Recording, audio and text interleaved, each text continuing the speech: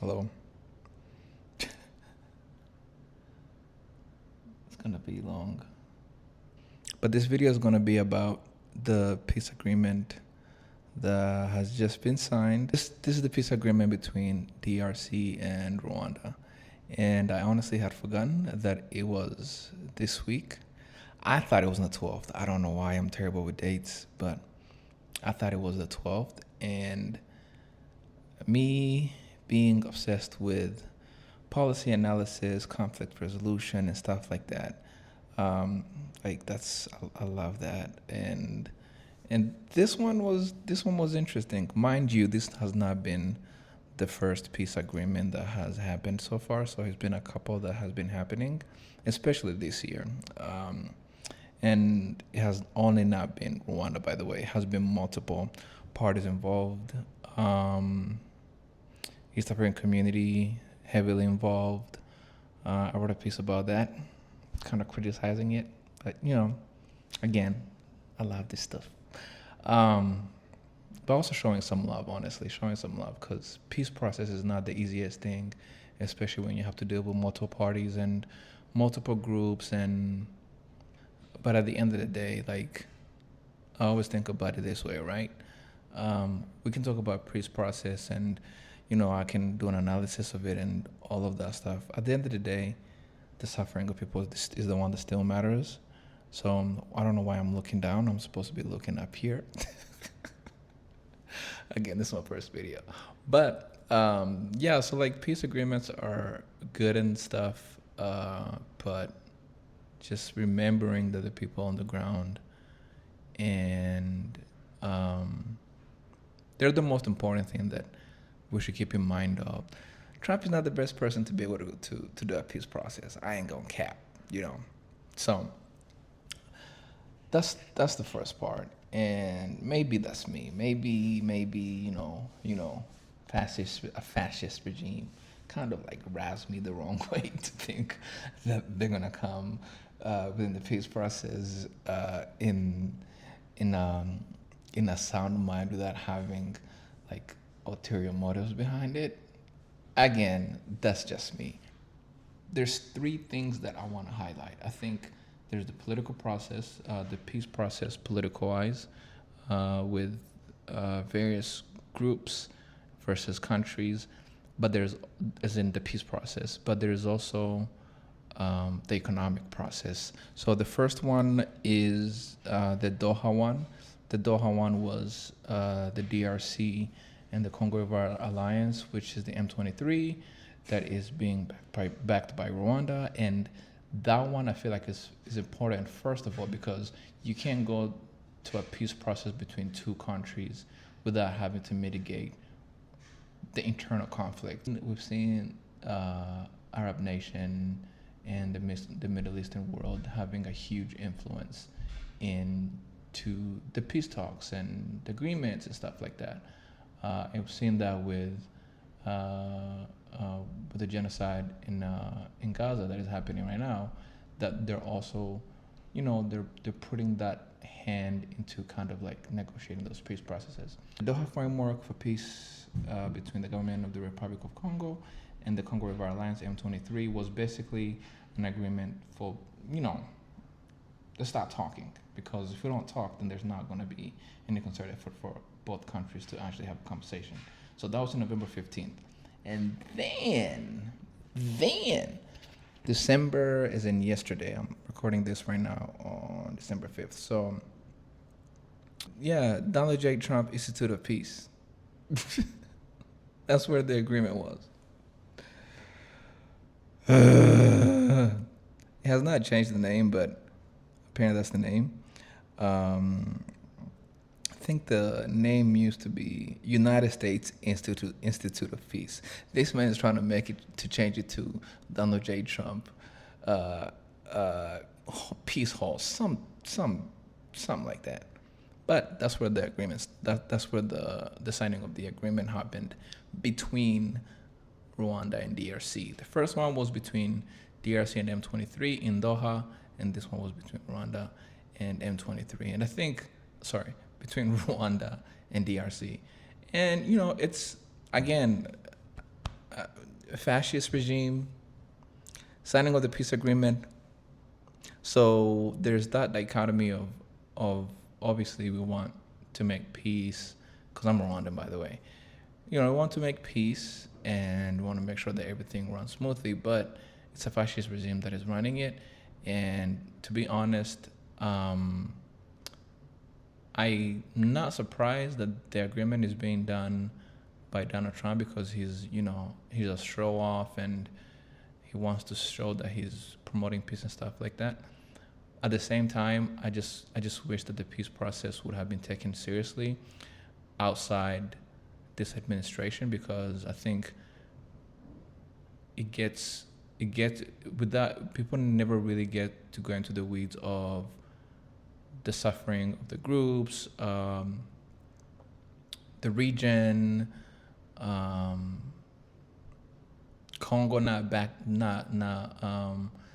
backing the eastern part of Congo, but also Rwanda also backing M23. I'm gonna go into a full soliloquy later on about just the eastern part of Congo. I think that region has been a catastrophe. So, and it's honestly on us, Rwanda, and on Congo, because there has not been an optimum resolution to be able to find a way to create a situation there. The Nairobi process on April 8th, 2022, and it entered into a third dialogue in November 28th, 2022, and it's still ongoing. The Luanda process is still the same, and that started from July 2022, and I believe it ended in October 1st, 2025. I think the Luanda part is on the Angola part. I was not going to think that the process might not work, and again, it's still far-fetched. I don't know yet, but to this point, I think a lot of parties are involved, as in Angola, Kenya, Qatar, United States. And I think like those three countries are pretty good. I don't know. I feel like they actually want peace and security and environmental sustainability and economical sustainability within those regions. I don't know about U.S. That I think that the portion of the peace process that the people didn't pay attention to is the economic side. I honestly feel like East African community is one of those places that is unstoppable, resource-wise, people-wise, unstoppable. Regional economic integration framework is between the government of the Democratic Republic of the Congo and the government of Rwanda, and in a nutshell, is basically it's an economic framework that is hinged upon these peace process working and what can be seen within those regions and what can be done within those regions if this peace processes work. Again, I wish under the sun that this would have been done under another regime, but we're here, and it just seems like a lot of leaders are kind of swaying to the side of fascism and authoritarianism to be able to bring about peace, and that's another video. That's another video for later, and that should scare us. I feel like democratic nations should have at least that say so. Like, if this man is still trying to like bring about regional economic integration, meanwhile you're not going to an environmental sustainability summit. You want an economic integration and regional framework, but you're not even going to the place where a lot of sustainability and environmental sustainability and economic sustainability are happening. So part of the things that it points out is the expectations and objectives of the participants, which is both countries. The One of that is regional sustainability, economic development, rooted in sovereignty, mutual respect, and regional cooperation. Um, some of it had to do with energy infrastructure and development and industrialization, promote professional, rule-based, and productive regional economics. Um, Again, like the respecting of the sovereignty. Implementation of these measures are basically a lot of ESC countries, East African Community countries, and you could tell that all of them came with that agenda in mind, right? They obviously came through the peace process, but they also came to make sure that not only are those upheld by the two leaders, but they also seeing the future of an economic progress within Burundi, Uganda, Angola was there as well. Um, Obviously, African Union. I think a representative of Tanzania as well was there. And the participants, with the support of EU and partners, intend to work towards regional power pool to maintain electricity for households, schools, hospitals, business, and other institutions. And this would be with the help of private partnership and joint venture agreements. This kind of agreement is kind of, it's kind of heavily tied to Belt Road Initiative, and I'll talk about that a little later. But it's kind of the same thing, but instead of like being a continental reach, it's just a regional reach. It's a small region that you can be able to use, but again, you need really, really, really good people who not only implement this, but also are able to be there day in and day out to make sure that if private companies and corporations are there, they're able to run everything smoothly. The other one is mineral supply chain. Under the mineral supply chain, it says participants commit to policies and legal framework in the mining sector that enable the growth of industrial mining investment, as well as improved management of artisanal and small-scale mining sector, which is transparent, traceable, and beneficial to local communities impacted by the mining activity. And one of the things that that is being implemented is basically the participants not only having to make sure that the minerals are protected, but also minerals are conflict free, and one of those ways that they're doing it is basically putting people within those areas, and with the agreement between M23 and Congo, and who gets to be within those mineral rich areas, who gets to control it. That's when you kind of get to see where power shifts to from the people, again the locals, to the the guys with either with the guns or the guys with the pockets. Again, with the Belt and Road initiatives, I think what I saw a lot was, yes, there were those initiatives, but they were not employing Africans, right? They were not employing the locals who were there. They were employing Asians who were coming, and then they were basically running whatever lands that were happening over there.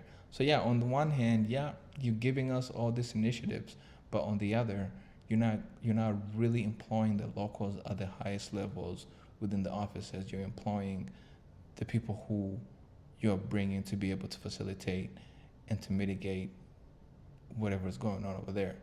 So I don't know how that's going to happen, but again, it's a framework.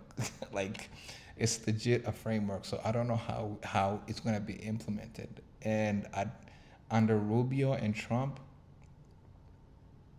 they're not the best but to implement such things, especially in countries where they don't care about the locals. They don't care about the ecosystems. They don't care about wildlife. They don't care about anything. So who's going to be running these facilities, right?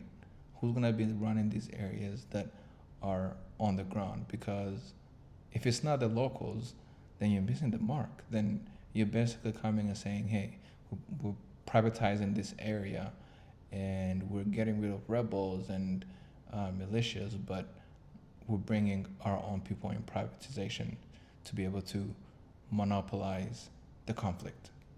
A lot of this is really framework. It's an amazing framework. Um, like there's trade facilitation, there's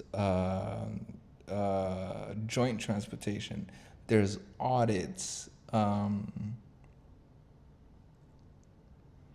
there's also phases to this. So like, they're not gonna be an effort to be able to do everything all at once. It's framing it within the legal system, right? Of not only employing the locals, but but also make sure that those minerals are traceable, right? What we see with the conflict that has been happening is that a lot of people have been taken from their homes because either those places are being used for mining and stuff like that. So uh, let's talk about compensation. Are they going to be compensated? Are they going to be brought back to their hometowns and they can be able to make money off of the mining supply chain? So the framework is amazing again, but it needs to be heavily enforced. This better not be another modern day slavery where we get to build where we get to build an amazing stadium and have an amazing World Cup, only to think that there's a lot of like Bangladeshis, Somalians, and you know who have built it. Oh, hold on, I'm getting cold. But yeah, who's on the top level of this framework when it comes to infrastructure, when it comes to the supply chain? Like, who's controlling? Oh my bad. Who's controlling the money? It's an amazing framework, and again, a lot of effort and a lot of emphasis is on the peace agreement, which is definitely key to be able to make this work. But I think having the logistics and both of these parties to come together and see who's gonna be figuring out the infrastructure and the supply chain of mining. I saw like auditing, make sure that there's heavy auditing that is going into the mining industry, not in the mining industry, but like basically in the whole framework. There's going to be heavy auditing. There's going to be taxing taxes that are being put that can be able to basically with the private companies, harmonization of tax policies, prohibition of tax competition, and combating illegal levies collected locally. The participants will endeavor to harmonize tax policies, including loyalties, levies, and any other form of taxation or fees, to remove incentives for smuggling, and to ensure the cross-border minerals trade is licit and economically beneficial to both countries. Who's gonna be checking those taxes? Is it again the government or the people within that specific region? That's a huge thing to be able to think of when it comes to legal terms and these peace agreements. And I think a lot of times, we think that, oh yeah, they just signed a peace agreement. Like at the end of the day, like people are fighting for something, right? Like you might think of any rebel movement or any groups, and it sucks. It sucks that people are dying. It sucks like this has been one of the worst catastrophic humanitarian and conflict region that I personally have ever witnessed and seen. But at the end of the day, people are fighting for something. People are fighting for land. People are fighting for their families' lives. People are fighting for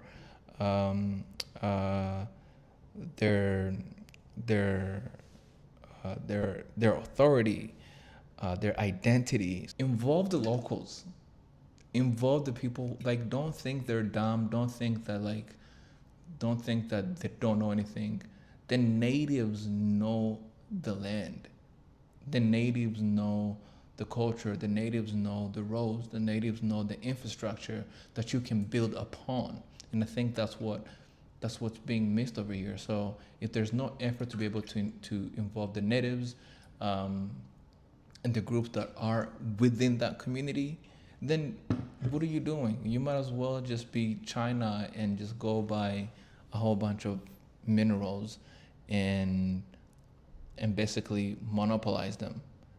Because if if you don't involve the locals, then you're not going to be able to create any revenue for the locals. Yeah, you can say that you've done good, but it's just a whole bunch of corporations coming and saying, "Hey, we're going to be running these facilities, these infrastructures with our own money and with our own resources and with our own people." That's kind of the gist of this. What I was talking about earlier, as far as this framework, what it reminds me of is the Belt and Road Initiative. So what the Belt and Road Initiative did is not it injected I think it was trillion or billion, yeah, 1.3 trillion. It's a lot of money. That's a lot of money. That's a lot of money. First of all, China is rich as hell. Off of Congo, by the way. There's a book here. No, let me take this book. This book right here. This book right here. This book. Yeah, I meant to do I want to do an analysis of this book because it made me sad, man. It made me sad. I think a lot of us usually talk about, eastern part of Congo, but yeah. So people are eating off of African. Usually, what companies will do, they will come and say, "Hey, we're gonna come and build a bridge," when you don't even need a bridge. We're gonna come and build, um, I don't know, a factory. When you don't even need a factory, you just need some hose, some shovels, so that you can be able to go and farm in the backyard. Like you don't need a lot. So a lot of what US used to do back in the day was they will come and tell you what they want you to do, and then you will be obliged to be able to do that. China came and said, "We don't care about your human rights abuse. We don't care about your democracy. We don't care about your non-democracy. We don't care about your political system and theory. We don't care about anything. We just want to make money." They came and give money, and they said, "Do what you want to do with it and return," right? On one hand, that's good because there's no contingency on what you can do with that money, and governments and countries can be able to do whatever they want to do with it. But they gave it to such a huge part of country. China noticed that it's not going to be able to build a lot of those initiatives that it has said. So the next phase is what US is doing right now. They're going within regions saying, "Hey, we can be able to build a small amount of stuff. We can be able to build a small amount of facilities, and and then we'll be able to kind of finish whatever both parties agree to." I have noticed, coming from Rwanda, is that a lot of what has been built has been not only based on uh, funding from private investment, private companies, but doing the same type of scheme that China was doing, but giving us giving us a lot of room to be able to build whatever we wanted, like hospitals. Again, we're talking about the UAEs and Qatars and Emirates, and like they're actually heavily involved in Africa. They're just very quiet about it. They're not like China and America who are like, "Yeah, look at us, we gave you billions of money. Now come and kiss our feet." No, they're just like, "Go ahead and do it." They're pretty chill, and a lot of hospitals and facilities are built by those initiatives, like mutual agreements that are obviously tied on money and interest and stuff like that, but it's not as strict as what China did with the Belt and Road initiatives. I think in a long run, while I enjoyed how China was giving money to countries, I didn't think that it was one of the best ideas, because if you don't pay it back, then you are accustomed to basically be a stronghold of the initiative, right? And I think a lot of Middle Eastern countries, a lot of Arab nations are saying, you know what, we can find a better way of working together. Um, and and what Rwanda is also doing is basically, let's say, like we've seen like stadiums and airports and roads. They're basically saying, hey, we're gonna build what's really needed right now. Like stadiums can be able to create tourism, sporting areas. They can be able to host events. So like we can say, let's build this first, and then we can build something else later, because we already have an airport. So let's build something where we can be able to generate revenues from it. That's like stadiums and um, conventional halls and stuff like that. So that's why we're hosting a lot of events, and I think it helps because it brings it brings attraction, it brings tourism, which is we're one of the biggest, I would say one of the biggest tourist countries to be able to do it in Africa. So I think it brings that. Um, but you know, I always scrutinize Rwanda because I love it a lot. We have a lot of potential. Not even a lot of potential. Like we're doing amazing.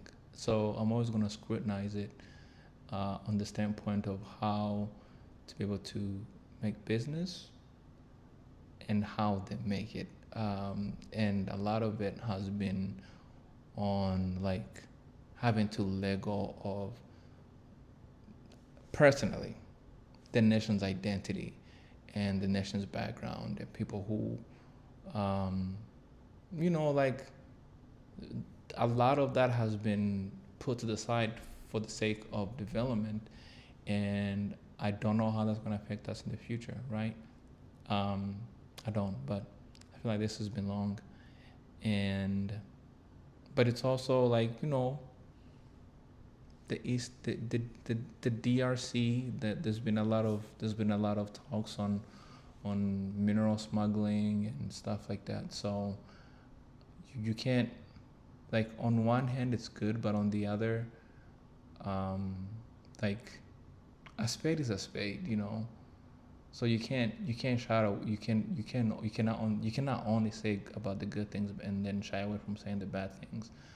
I'm writing an analysis right now on United Nations and how it's been a catastrophe, but Iraq was the same. U.S. benefited of Iraq's fall, and I think it would be dumb to be able to say that Rwanda has not benefited uh, from from the East African region.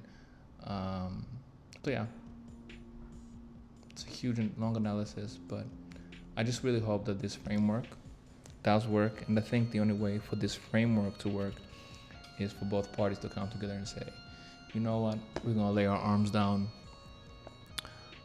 We are better than this. There's a lot of, if this framework, if I'm looking at two things to be able to work: the Doha and the peace agreement. If those two things, especially the Doha one, because Doha is internal conflict, right? If the internal conflict is good and well, I think both countries can be able to collectively work together.